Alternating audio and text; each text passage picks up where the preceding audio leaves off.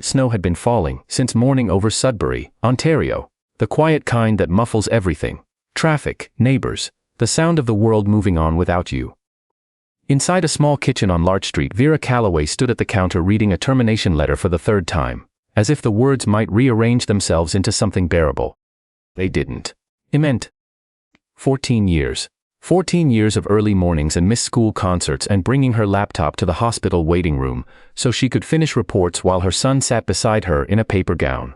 14 years at Northridge Financial, and the letter took less than a paragraph to undo all of it.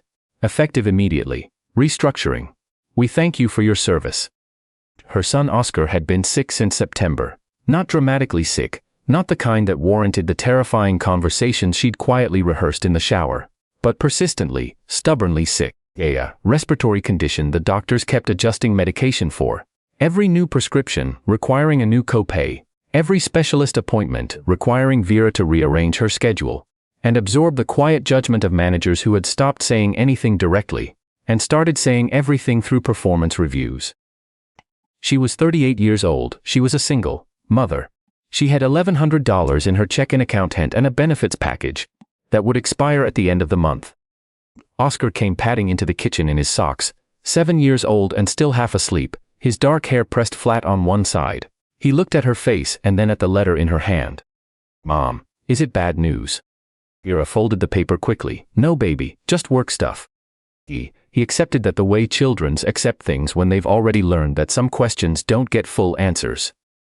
He opened the fridge and stood there staring into it, and Vera stood behind him, staring at nothing. And the snow kept falling outside the kitchen window like it had somewhere to be. She had taken the job at Northridge when Oscar was barely 2, right after her marriage ended in the polite, devastating way that some marriages do. Not with a fight but with a conversation at the kitchen table where two people realized they had been performing a version of their lives for long enough. Her ex-husband, Roland, moved to Calgary and sent money when he remembered and called on birthdays. Oscar had stopped expecting him to remember. So it had been Vera and Oscar in this house, in this city, for 5 years. And Vera had built something out of that, not easily, not without cost, but she had built it. She had rebuilt it really, piece by careful piece, the way you reconstruct anything after it falls. Now, the letter sat on the counter. She drove Oscar to school, watching him disappear through the double doors without looking back the way kids do when they're at that age, where they've decided they're too old to wave. Then she sat in the parking lot with the heat running, and called her sister in Thunder Bay who said, "Oh God, Vera," and then said, "You'll figure it out, you always do," which is what people say when they mean, "I don't know what to do for you." She didn't cry until she got home. Then she sat on the bathroom floor and cried properly, the way you can only do when no one is watching, and then she washed her face and made coffee and opened her laptop. There were already 43 emails.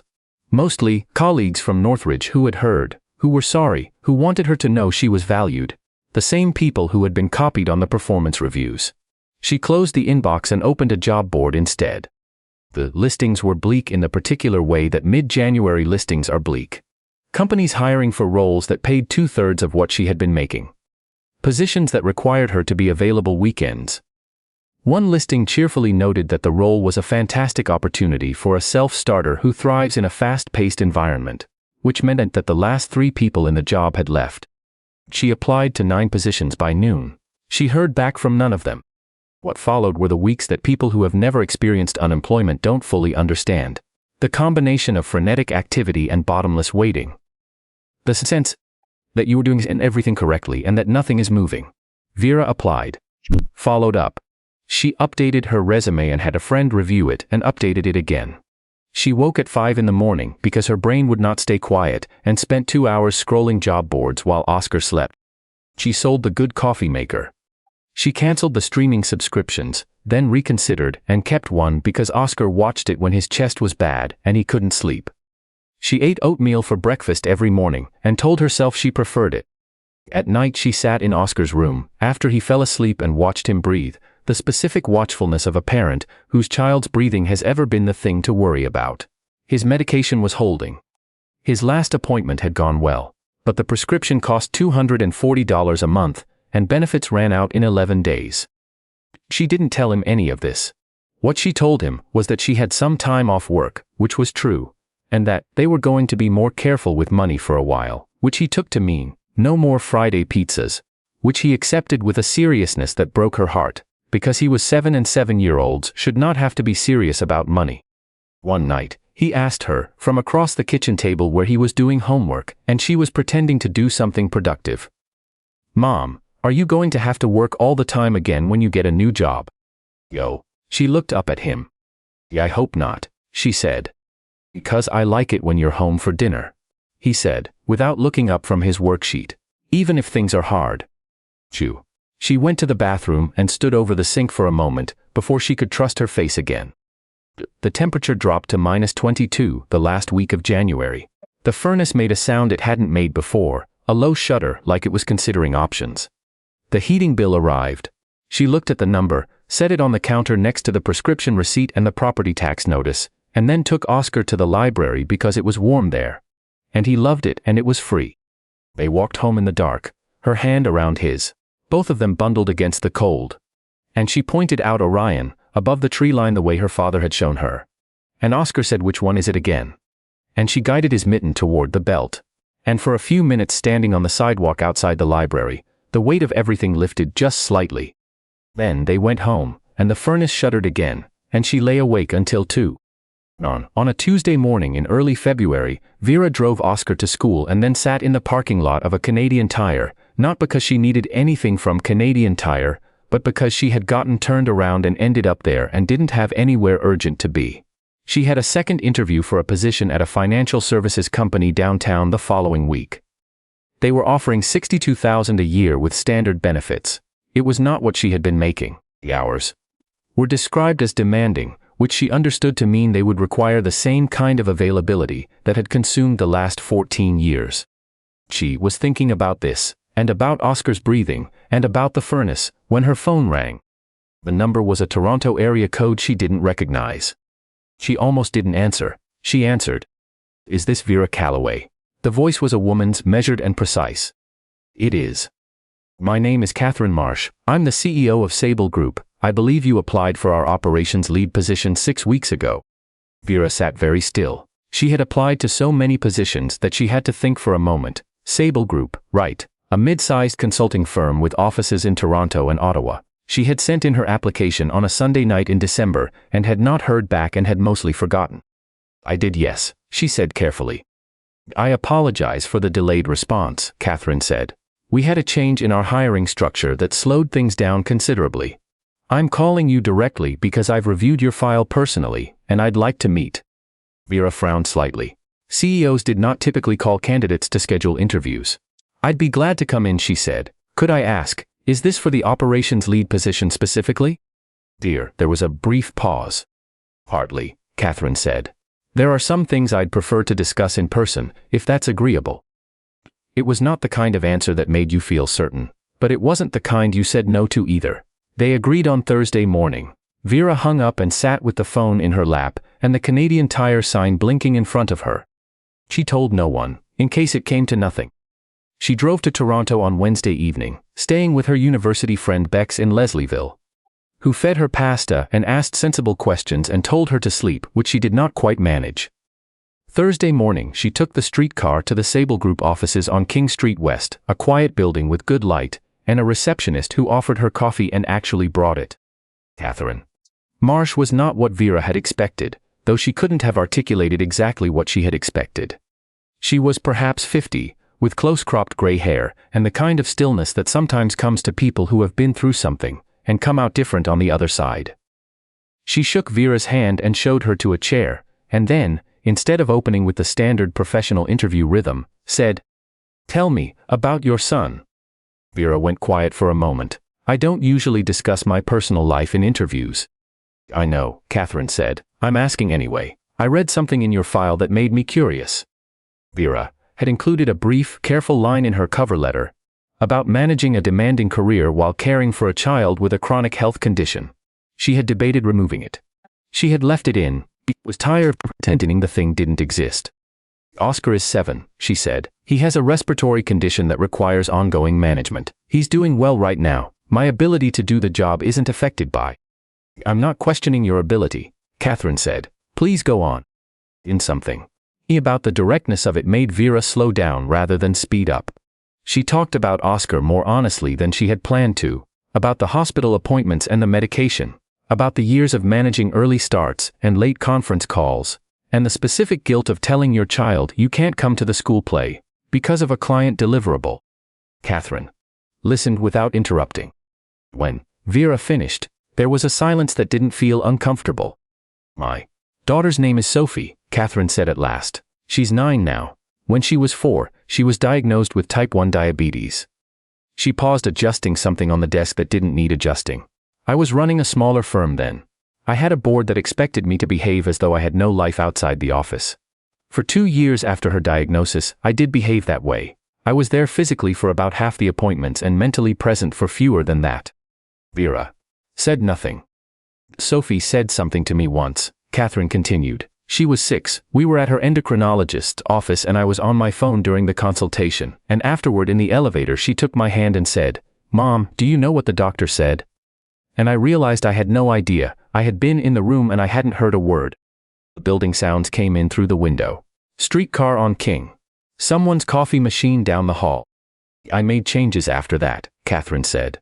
Not fast enough and not without cost. I lost board members and missed a funding round and had a very bad year professionally.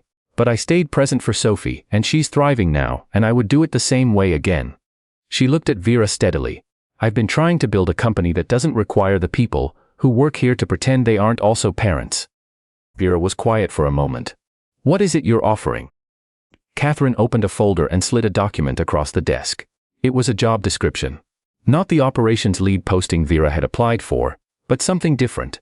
Head of Client Services and Family Policy, a role that apparently hadn't existed 3 weeks ago. The salary was higher than the operations lead. The hours were built around core availability windows rather than a standard 9 to 5. There was a remote work component. The benefits were exceptional, including coverage for specialized medications with no annual cap. Vera read it carefully, and then read it again. This position was created recently, she said. 2 months ago, Catherine said.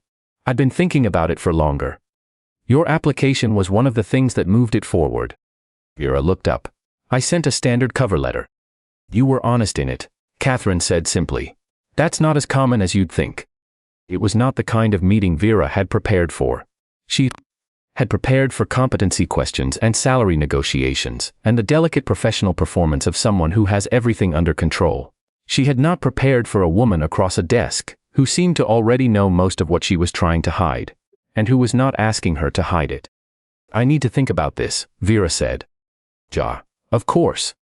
I have questions about the structure of the role, and the team, and how remote work is actually implemented versus how it's described. Y'all. Reasonable, Catherine said. I'll connect you with 2 people on the team who can answer those questions honestly. I'd rather you take the role knowing what it actually is than take it based on something that looks good on paper. Vera drove back to Sudbury that afternoon, in the early dark of a February evening, the highway cutting through snow-covered pines, the radio low. She picked up Oscar from her neighbor's place and he was sleepy and slightly grumpy, in the particular way of kids who've held themselves together all day and need somewhere safe to come apart, and she let him be grumpy while she made soup and didn't ask questions. After dinner he climbed into her lap, which he was technically too old for, and she held him anyway and didn't say anything. Mom, he said, after a while. Yeah. I had a dream last week that you quit your job and stayed home forever and we got a dog. What kind of dog? A big one. Yeah, she said. That sounds pretty good. She called one of the Sable Group team members the next morning, a project manager named Denny, who had 2 kids of his own, and spoke about the company with the kind of measured enthusiasm that comes from people who have worked bad places before and know the difference. She called the second contact, a senior analyst named Priya, who said with some directness that it was genuinely a good place to work, that remote flexibility was real and not performative, and that Catherine had turned down a partnership with a larger firm 2 years ago, specifically because the acquisition terms would have changed the company culture. Vera spent a weekend thinking. She talked to her sister, she walked Oscar to the park and pushed him on the swing, and thought about 14 years of polished floors and weekend calls, and the letter on the counter that had taken less than a paragraph. She thought about the elevator. Catherine's daughter taking her hand, Mom, do you know what the doctor said? She thought about Oscar across the kitchen table. I like it when you're home for dinner. She called Catherine on Monday morning. I have a few conditions, Vera said. Tell me. She stated them clearly, a start date that gave her 3 weeks to arrange Oscar's care and transition, a 6-month review to formally assess the remote structure, written clarity on the medication benefit coverage. She asked for them without apology, the way she had learned to ask for things she needed, rather than things she thought she was allowed to want. Catherine agreed to all of them. I'll send the formal offer today, she said. I'm glad you called. I am too, Vera said. She hung up and sat at the kitchen table in the quiet house, snow falling again outside the window, and let herself feel something she had been afraid to feel for the better part of 2 months. The tentative, fragile opening of something that might be relief. That afternoon, she picked Oscar up from school, and instead of going straight home, she stopped at the park. Even though it was cold enough that their breath clouded in front of them and the swings were slightly frozen. Push me, he said. Please. She pushed him. Doshal. Higher. Gar. She pushed him higher. He laughed. The full-body unself-conscious laugh of a 7-year-old at maximum swing height, head tipped back toward the gray February sky. And she stood behind him with both hands outstretched and thought, this is it. This is the thing that was worth protecting. Not the job she'd had. Not the career she'd built in that gray building over 14 years. Not the title or the salary or the performance reviews or any of it. This. Her son's laugh in the cold air above Sudbury on a Tuesday afternoon, while she was present enough to hear every note of it. Some losses, it turns out, open the door to things that would never have found you otherwise. And sometimes the thing you are most afraid of becoming, unemployed, uncertain, without the armor of a title, turns out to be exactly the version of yourself your child needed you to be.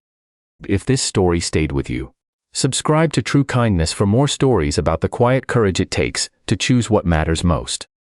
I keep thinking about the moment Vera stood at that kitchen counter, reading the same letter 3 times. Not because she didn't understand the words. She understood them perfectly. But because some part of her couldn't accept that 14 years could be reduced to a single paragraph. I've seen that look on people's faces. Maybe you have too. Maybe you've worn it yourself. What strikes me about her story isn't the ending. It's what she did in the middle. In those weeks when nothing was moving and nobody was calling back, and the furnace was making sounds she couldn't afford to deal with. She kept going. Not dramatically. Not with some grand declaration. She just got up every morning, made oatmeal she didn't particularly want, and sent one more application into the silence. That kind of persistence, the ordinary, unglamorous kind, is something I think we underestimate. We celebrate the breakthrough moment. We rarely talk about the Tuesday afternoons when you have nowhere urgent to be, and you're sitting in a parking lot outside a Canadian Tire, wondering if any of it is going to work out. But here's what I've come to believe. The way we act when no one is watching, when there's no reward visible on the horizon, is what shapes what eventually finds us. Vera didn't perform integrity for an audience. She was honest in a cover letter that most people would have sanitized.